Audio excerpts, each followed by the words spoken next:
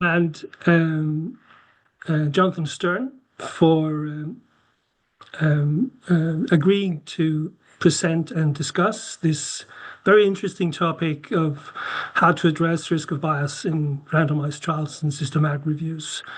We're recording this meeting, just as you know, and the recording will be made available at our YouTube channel. A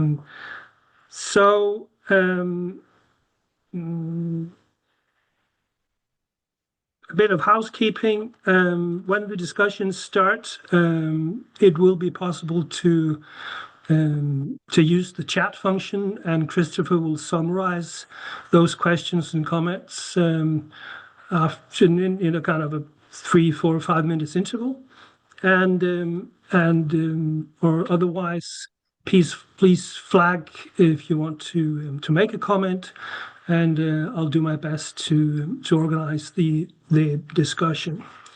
And without further ado, I think welcome to Associate Professor Ying Wang.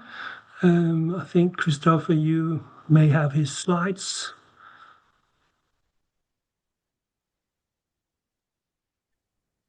Yeah, you can share your slides, Ying Wang, if you want to. I can share your slides. If you can try first. I can share my screen. Thanks.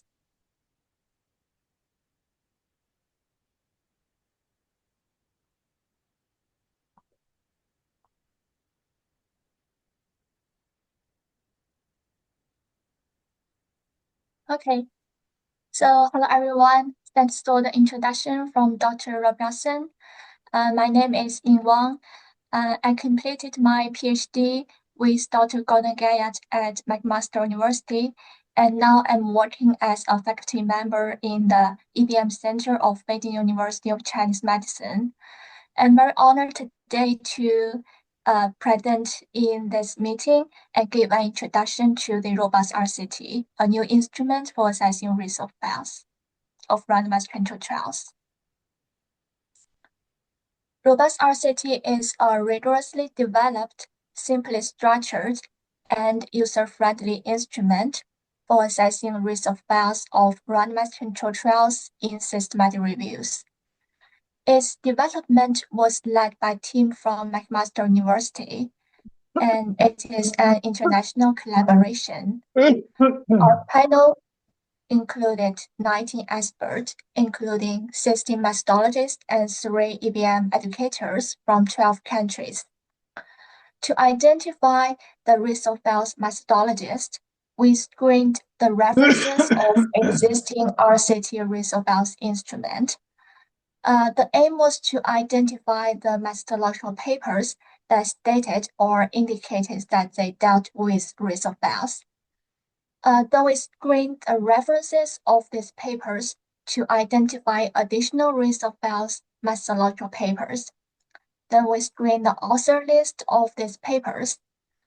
Eligible methodologists that we could invite as panelists must be first, last, or corresponding author of at least one risk of bias methodological paper and co-author of at least 2 other papers.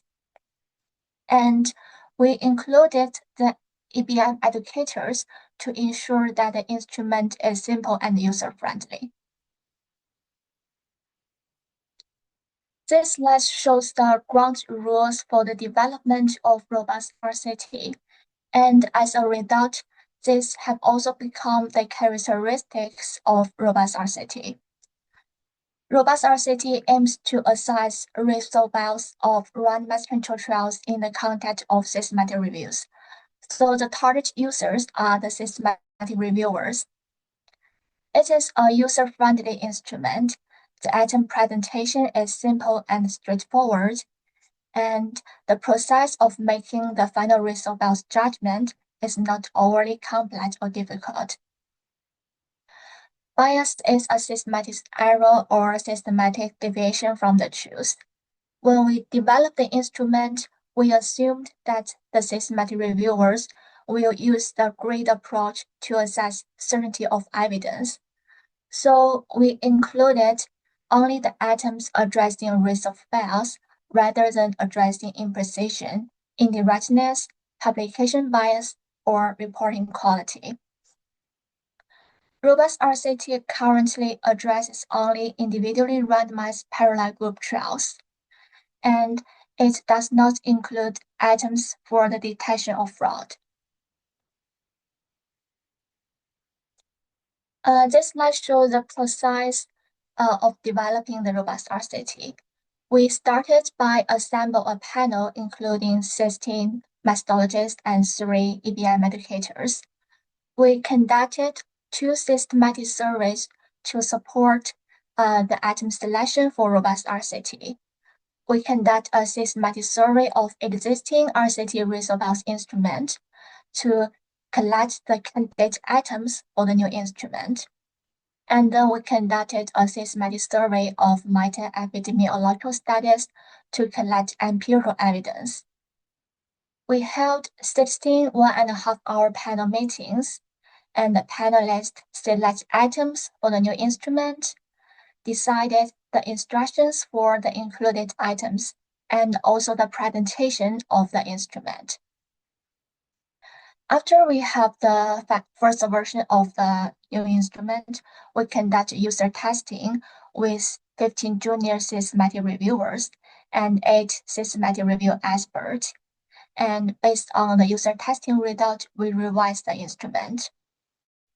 The user testing confirmed the simplicity and ease of practical application of ROBUST-RCT, that even the junior systematic reviewers are able to assess the core items correctly.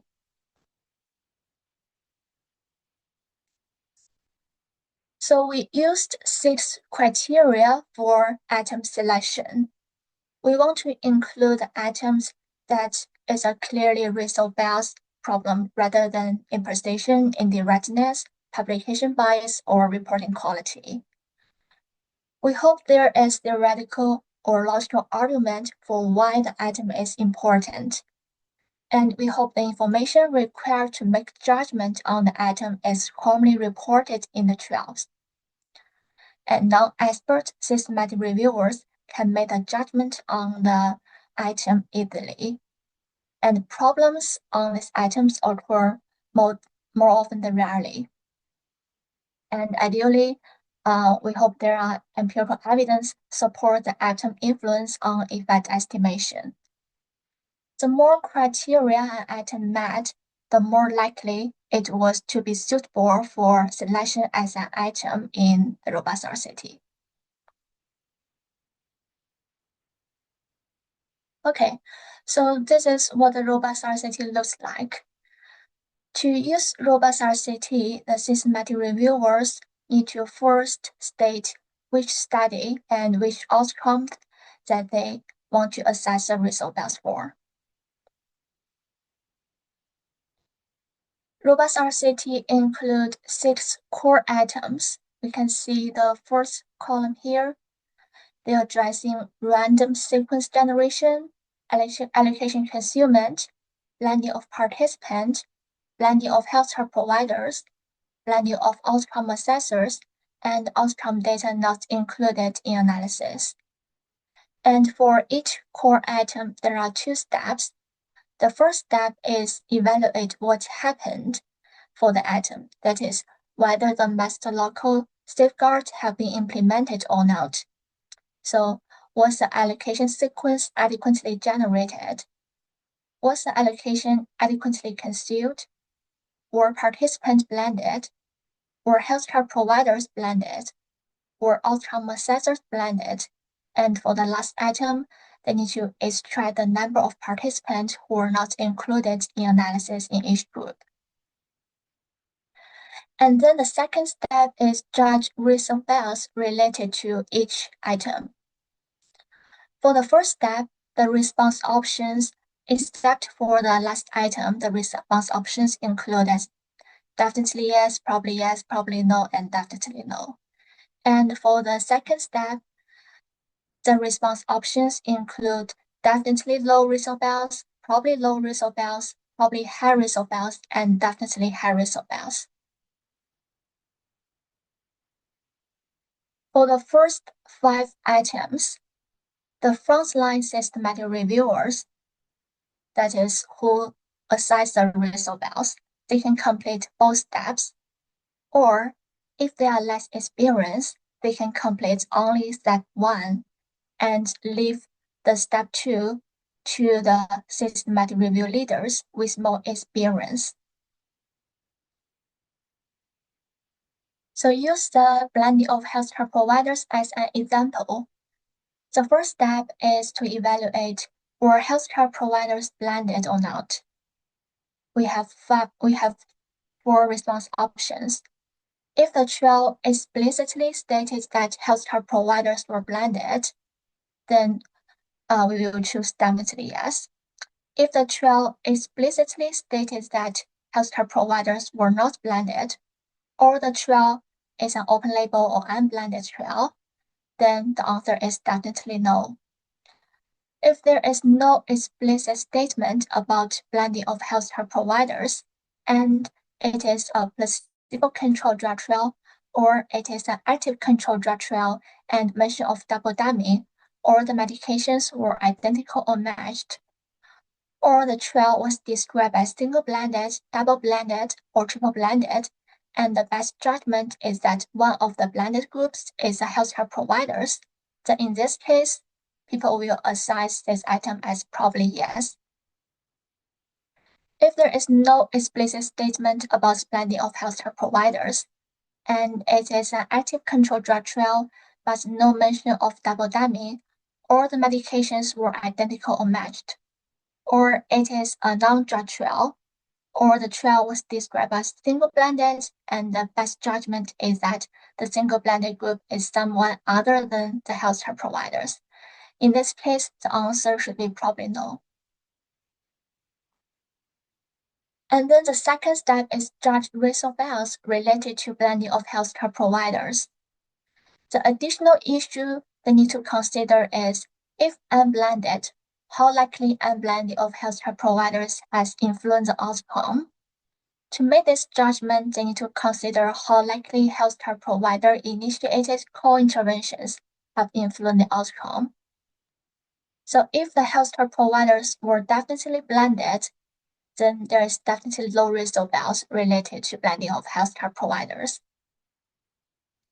If the healthcare providers were probably blended, or the unblending are likely to have influenced the outcome because unlikely there is any co-interventions that could potentially influence the outcome, or the investigators have documented all co-interventions and demonstrated similarity in all these co-interventions between groups. In this case, the answer would be probably low risk of bias. If healthcare providers were definitely or probably not blended, and unblending likely to have influenced the outcome because there are healthcare provider-initiated co-interventions that could potentially influence the outcome, then the answer is probably high risk of bias.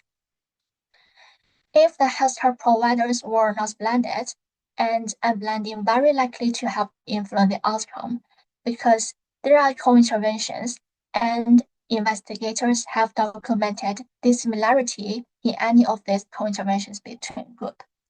In this case, the answer would be definitely high risk of bias.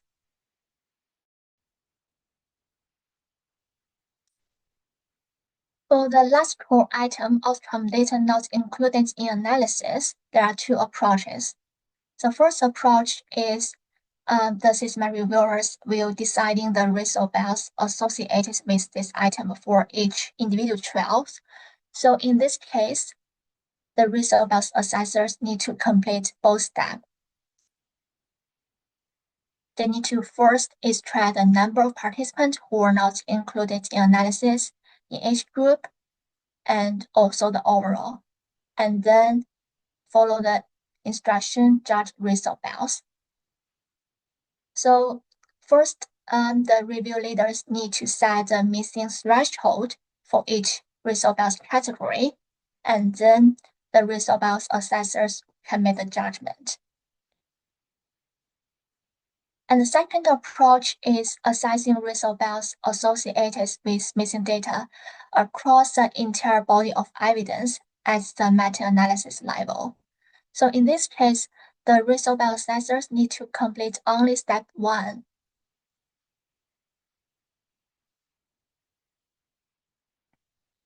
Except for the 6 core items, ROBUST-RCT includes 8 optional items addressing whether baseline prognosis factors were balanced between groups, whether co-interventions were balanced between groups in blinded trials, whether outcome assessment or data collection differed between groups, whether follow-up time, frequency, or intensity of outcome assessment differed between groups, whether the outcome measurement methods was valid, when investigators conducted an as-treated analysis, was the percentage of participants not analyzed in the group to which they were randomized sufficiently low, whether there were selective reporting, and whether the trial was terminated early for benefit.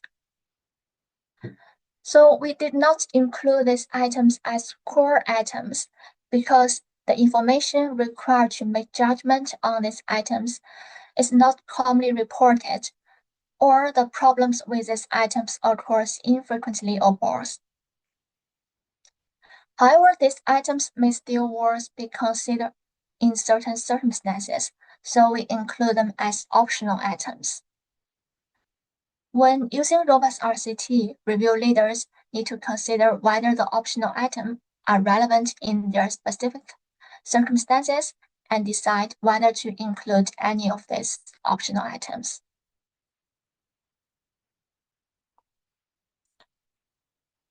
And in these 2 websites, we also develop a figure generator for ROBUST-RCT, and people can use the generator to generate a figure like this. So we use different colors to illustrate definitely low, probably high, and definitely high risk of bias. And if people decide to include any of the optional items, they can also include the result for the optional items in this figure. Okay, so this is my presentation. Thanks, everyone. Very much. I think we will have questions and comments after Jonathan Sterne's approach. So, Jonathan, are you there?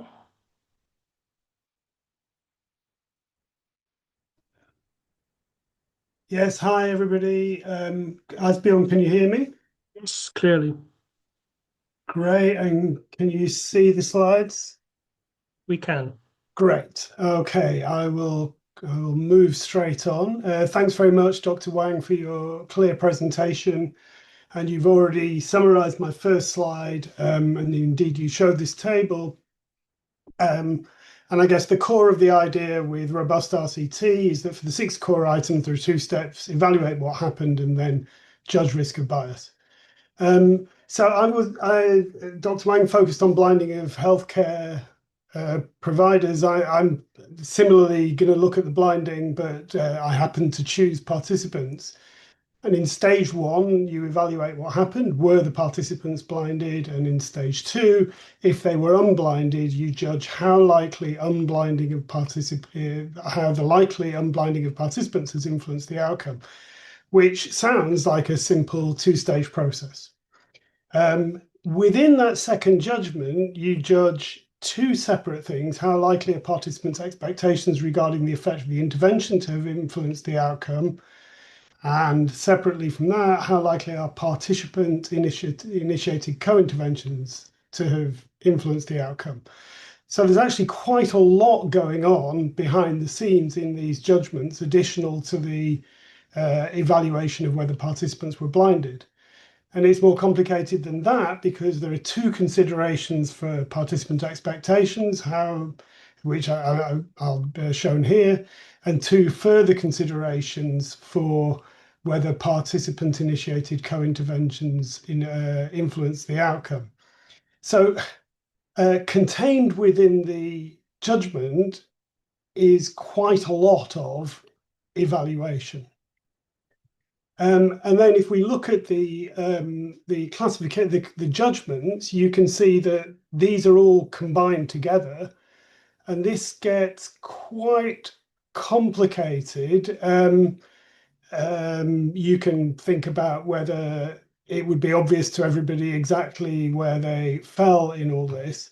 There's some distinctions between definitely blinded and probably blinded, very unlikely participants' expectations influence the outcome, and unlikely, and so on. And I guess it occurred to me that one way to think about this is that you're asking about blinding.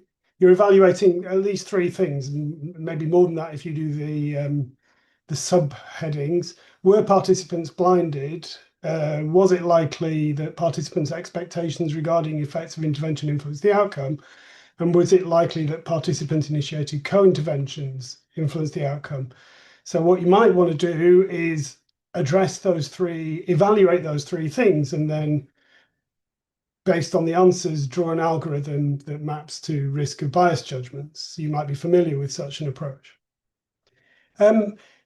It also occurred to me that, I mean, the paper talks a lot about the original risk of bias tool and then ROB2. And in fact, it temporarily, between 2008, when the original tool was developed, and 2019, when we published ROB2, in 2016, we published the Robins-I tool for non-randomized studies.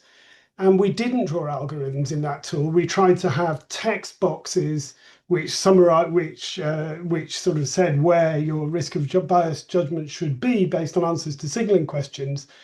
And we concluded that didn't work for the same sorts of, because of the same sorts of complexities and difficulties in accounting for all the possible answers to the evaluations that I've just summarized.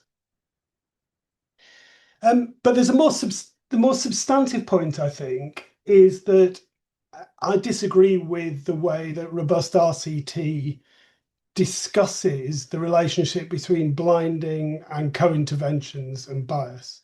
So here are from the manual quotes what they mean. Participant-initiated co-interventions means any additional interventions that could potentially influence the outcome of interest that can be initiated by participants.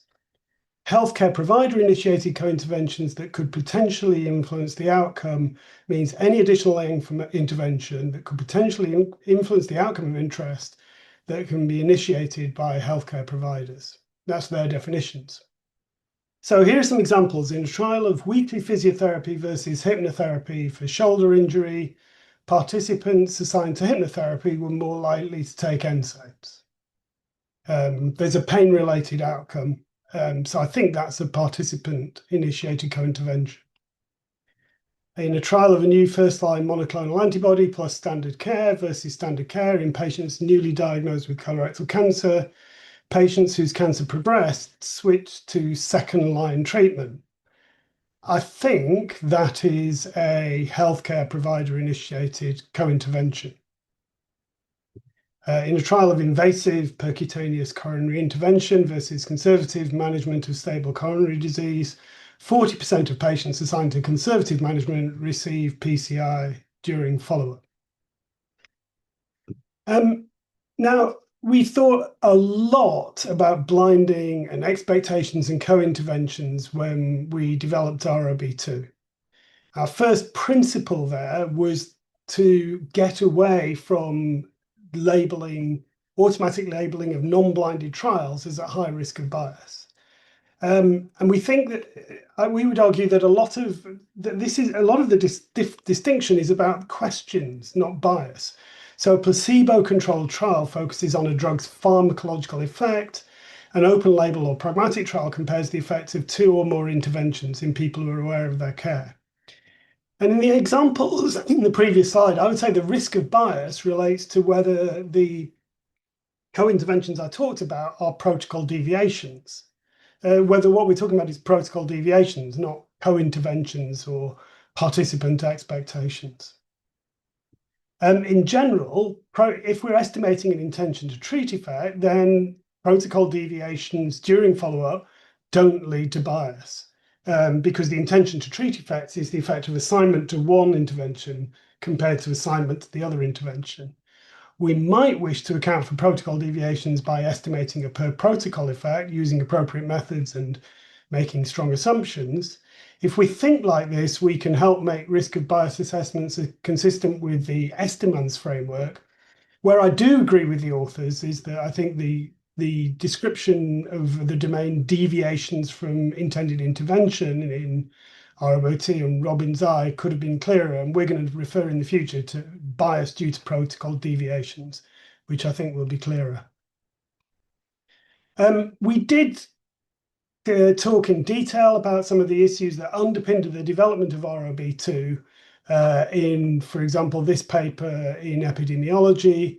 I commend that to the authors of ROBUST-RCT. Other very quick comments which we might come back to. I think looking at the manual, the first two items conflate sequence generation, allocation concealment, and in the manual, blinding as well. I think having one domain addressing risk of bias arising from the randomization process works better and is more coherent. I think the item outcome data not included in analysis, well, factually, it combines exclusions because of missing outcome data with exclusions because of per protocol analysis was done.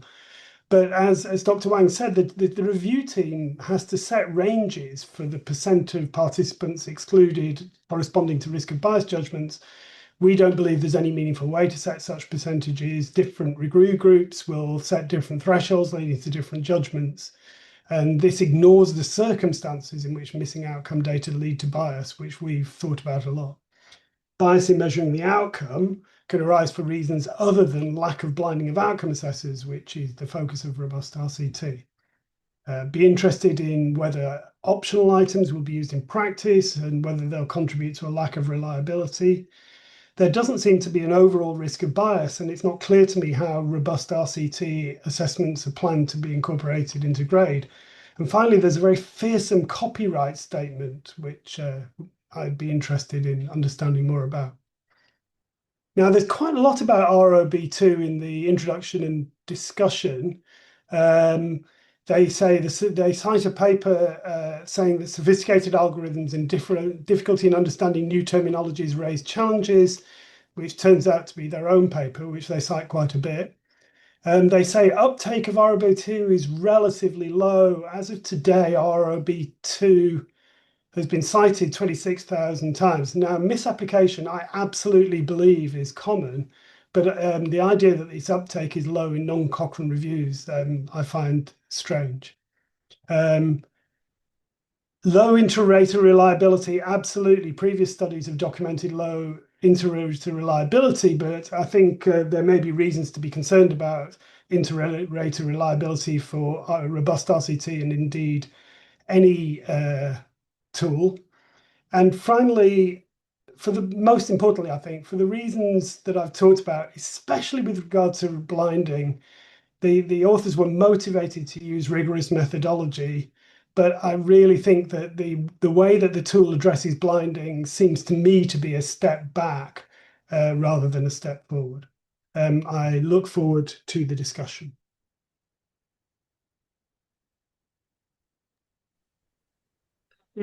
Very much, Jonathan. I open up the floor. Please raise hands and have questions in the chat. Gordon Guyatt.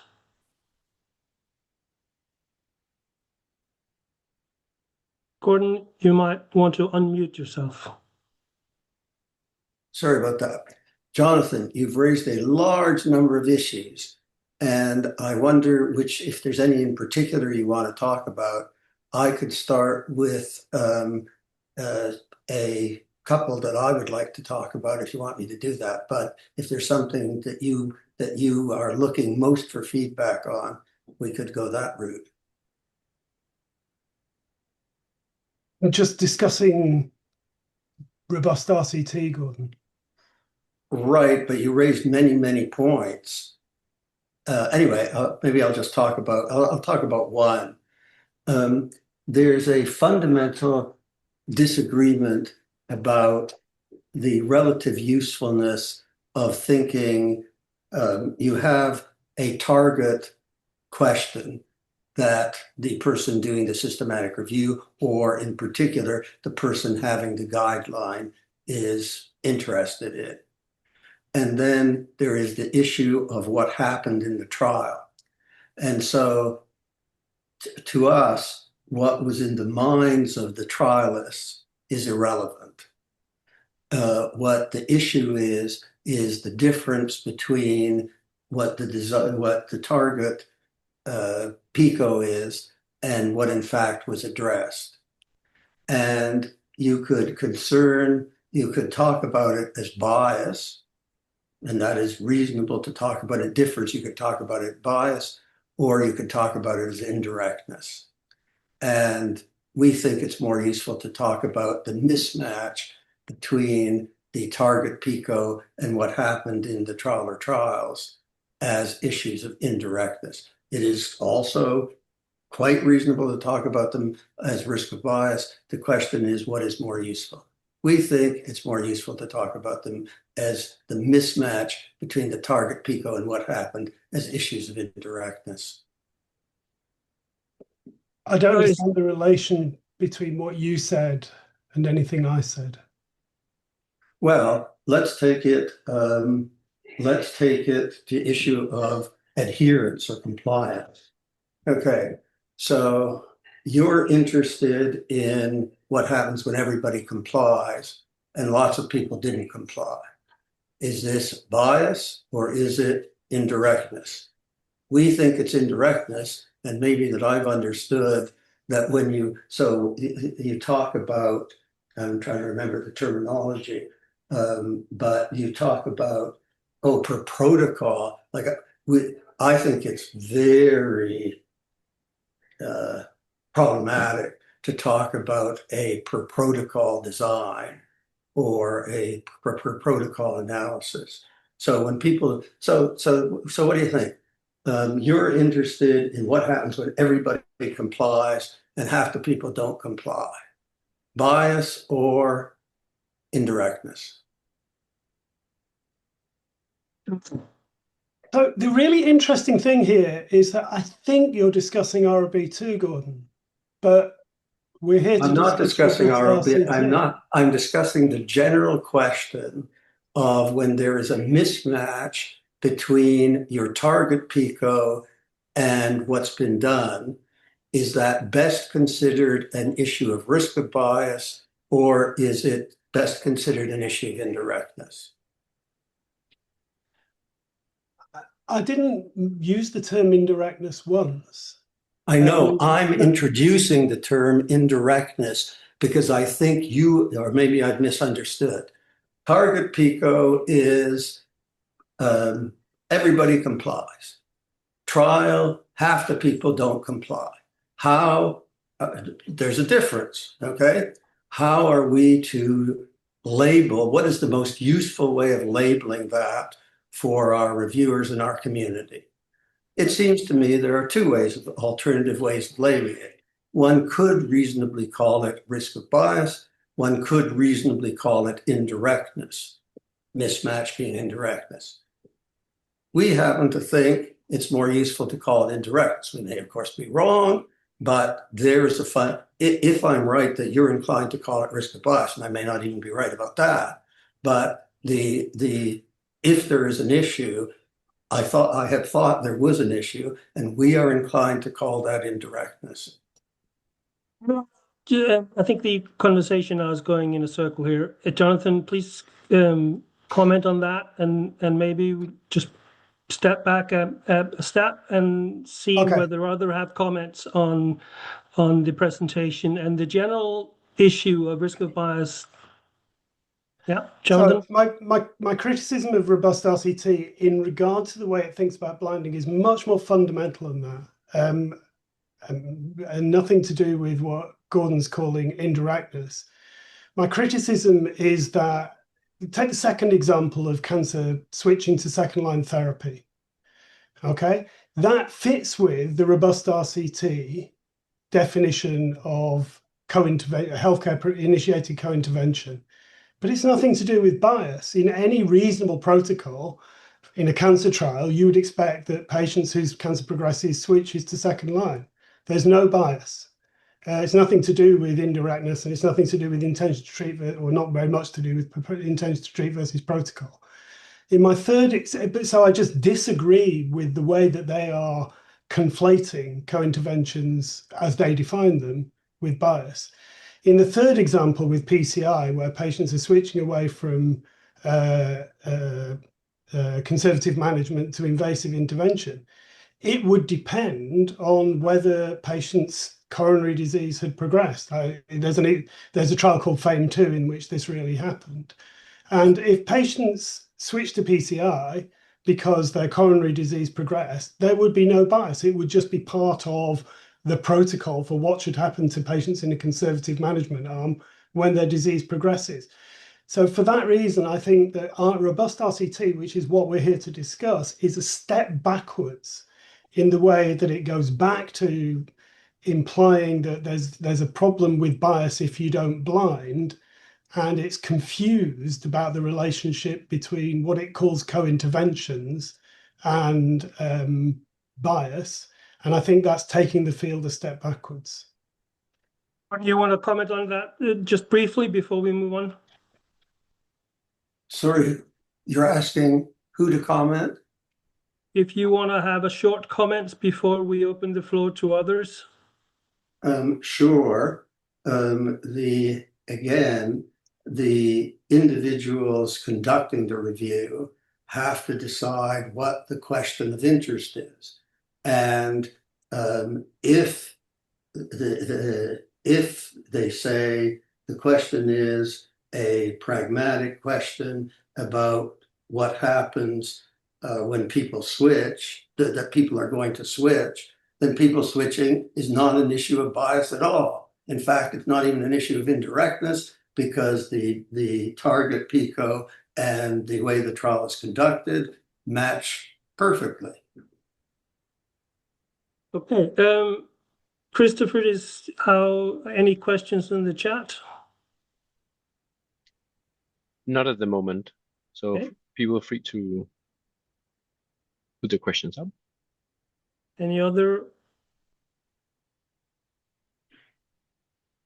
questions or comments?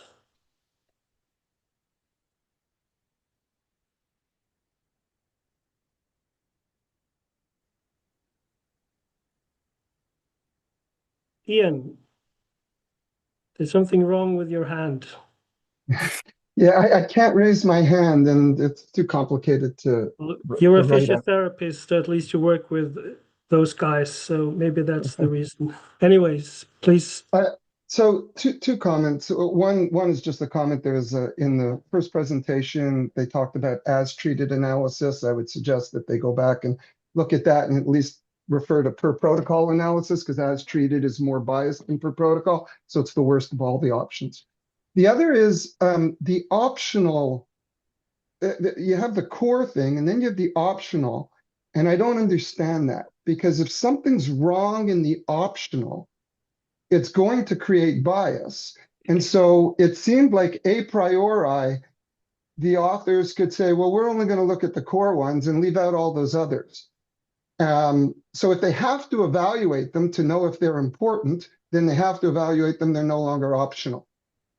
So I didn't understand that optional, those optional things that to me could create a lot of bias in RCTs. And how could you leave that optional?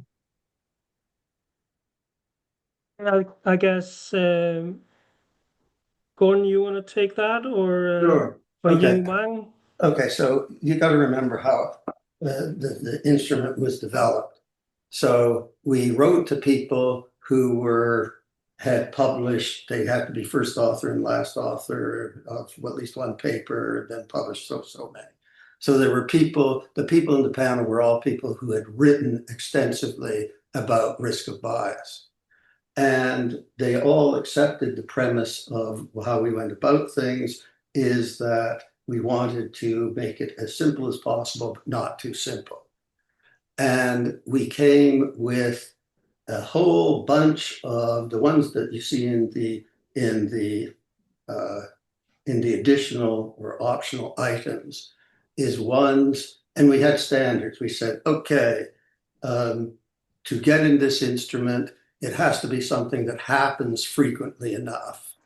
If it happens only very rarely, probably shouldn't be part of the instrument.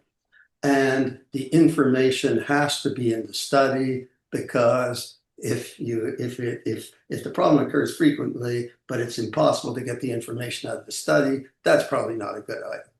And number three, it has to be, we were targeting this to the people who anyway, lots of people have as their reviewers when they do risk of bias assessment, which relatively poorly trained people, okay? So those were three of our criteria for including. And we came up with a number of items that, as you have correctly pointed out, if they are real problems, they are going to create risk of bias. But they may fail one or all three of our criteria, that they happen frequently enough that it's worth putting them in. The information in the study is generally accessible, and the reviewers we're thinking of can figure it out. And when Ying did her, we had an item specifically related to intention to treat. Ying found it, we did a lot of pilot testing, and the pilot testing proved extremely useful. And we found out that the reviewers that we tested it on could not accurately make the identification. So that was out.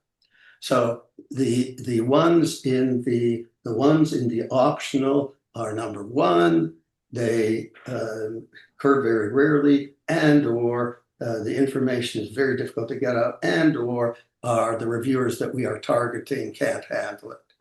But you're absolutely right. If they're there, it's a problem. So we think it is up to the individuals who are coordinating the review, the people who are leading it, to think, are any of these in this particular situation occur? Are they likely to occur? So it's not that infrequent. It's possible to get the information out, and we think our reviewers can handle it. And if all those three are true, they should think about it. As we specify, they should think about it. And if all those are true, if they actually meet, if one of those for their particular review meet those criteria, then they should tell the reviewers, please look at it. So if I can follow up, Osborne? Ian, please. Yeah, so that, first of all, this strikes me very similar to the general discussion in causal inference on E-values versus total quantitative bias analysis, where you're trying to create total quantitative bias analysis. It's very complicated. People weren't doing it. Tyler Vanderwall came up with E-values, and people say, well, that's too simple. And so there's that level of where we're going to draw the line. What I don't understand I appreciate the rationale for what you did. But if reviewers can't, if the information's not there, there's still a risk of bias. You don't know what that risk of bias is. You're very uncertain. So the fact that it's not, that the information is difficult to get out of the paper does not mean that the paper should suddenly have a low risk of bias, because it might be there, you just couldn't tell. So it's that conclusion and judgment based on a lack of information in the study. Now we're going to be able to say, so it's that jump that I have the problem with. And whether that's, if it's rare, but it occurs in this one study and has a large effect, that's serious. If it's like all of those things, I need to make sure that those studies are evaluated as well as possible, and that those investigators, from what you said, they always have to consider all of those optional questions, and it's just whether they're going to report them in their systematic review or not. But they can't a priori say, we're not going to look at those, because you don't know until you look at the study. So that's the process that I'm having trouble following. Sorry, we want something that's feasible and adequately in the tension between methodological sophistication and simplicity. Your instrument, we could have included all 8 as part of the core items. The instrument would have been a disaster. Okay. Christopher, do we have, I think there was a couple of questions, and Isabel, you're the next. Maybe we take Isabel first and then the questions in the chat afterwards, huh? Yeah, I did. Thank you. I did also put my comment in the chat. So first, thank you very much for both presentation. Would it be possible to clarify whether risk of bias is going to be assessed at the outcome level, particularly for blinding? We suspect that blinding might have different effect at the outcome level, and how we move from the assessment of each item to the overall risk of bias. Ying, do you want to have a go? Yes. Okay, so the answer is the risk of bias assessment is assessed at the outcome level. You can see in the first page for the ROBUST-RCT instrument, we say that people need to state which study and which outcome they are assessing risk of bias for. And as for how to assess the overall risk of bias, so we did not address this in the ROBUST-RCT, but we address it in the core grade paper for risk of bias.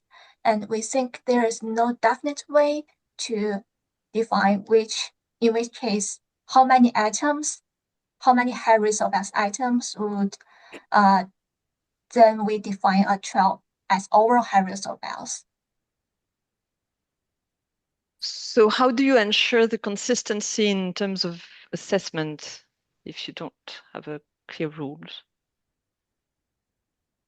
Well, people will do this process when they do the grade approach, when they decide whether to rate down for risk of bias in using the grade approach.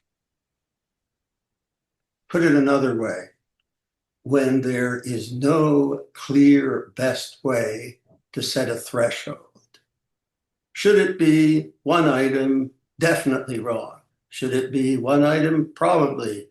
Should it be two items? Probably, etc. One could come up with a number of permutations and combinations of where you set your threshold to rate down the study. We don't know what is right. I personally don't think anybody knows what is right. So we think that it is, and it may be that with a particular review, you do better with one threshold, and in a different review, in a different question, with a different content area, a different threshold between saying it's overall high or low risk of bias.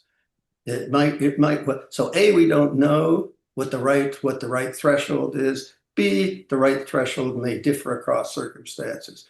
We prefer to leave that decision up to the systematic review team or the guideline team. And in the core grade paper that discusses this, we make that explicit. Okay. I guess we have a number of questions in the chat. Christopher, you want to sum them up? Yes, they are quite different, the two. So I'll just start with Simon Paul's question. He says, many thanks for the two talks. I was just wondering if Ying Wang could explain again what exactly it is in her view that makes the robust tool easier to use and more inter-rater reliable than the ROB2 tool. Thanks. So maybe it's been Thanks touched for the upon. question. Yeah, so I can think of 2 points. So first is that we use core items, and we use item selection criteria to select the core items to make sure that systematic reviewers can assess these core items easily. And so and we also use a test instrument. So the results show that even the junior systematic reviewers can assess the core items correctly. And the second point I can think of is that for the core items, we use a 2-step approach rather than just taking questions like in the ROB2. So I think that is simpler. Ying, let me add to that. Can you talk about your perspective on user testing before you did the user testing and your perspective on user testing after you did the user testing? Yeah, I think after I conducted user testing, I found it is very useful because Through the user testing, the systematic reviewers raised many concerns or problems in using our initial call items. And also one problem is that we initially have an intention to treat item, but a lot of systematic reviewers cannot assess it correctly. So we make a revision to it and include mesospectrum data and purple token analysis as the final at the last call item and put the as treated analysis in the optional item. So I think user testing is really a useful approach to make sure that our instrument, especially the core items, are easy to be used.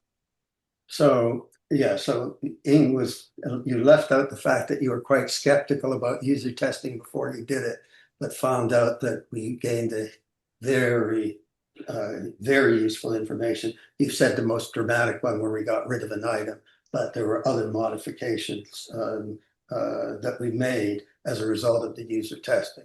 So we'll find out what happens when somebody looks at the reliability and it'll either work or it won't work. But I would say, in addition to what you said initially, that the user testing and what we found out in the user testing gave at least some indication, and the modifications we made, as you point out, in terms of getting rid of one item that wasn't going to work reliably, gives us some confidence that we're likely to do reasonably well when it comes to formal testing of reliability. We are closing into closing time in a couple of minutes. So, Christopher, was there one or two more questions in the chat? Yeah, one question for Professor Gordon Guyot from Jeppe. He is asking, are there situations you would recommend ROB2? Sure. If you have got a exceptionally sophisticated review team, and they, having looked over ROB2, they like ROB2 and feel very comfortable using it and feel very comfortable taking the time to use it. If you've got a team like that, they should use ROB2. We have time for one or two more questions. I think, yeah, we have one from Lena. It's directly to me, so you cannot see it, but she asked, are there any special considerations in ROBUST-RCT for outcomes of harm that are not the primary outcome? What are you thinking? Sorry, is the question that the risk of bias is assessed as outcome level or not? Well, it seems like maybe with little time left, I'll just make my suggestion, which is, doesn't matter with robust RCT, and indeed GRADE in general, does not care what reviewers have chosen as the primary outcome. We care about what patients think are important. And so the assessment will be whatever benefits and harms patients think are important should be addressed and not differentiated by how important the study authors designated them. Hey, well, thank you very much to the speakers and to all present today. It's been a very interesting and enlightening discussion. Thanks to Gordon and to Christopher for checking on the technical stuff. We have a toolbox. There are now 2 tools in the toolbox, and it will be interesting to see when to pick the one, when to pick the other. Thank you very much. This discussion will be continued.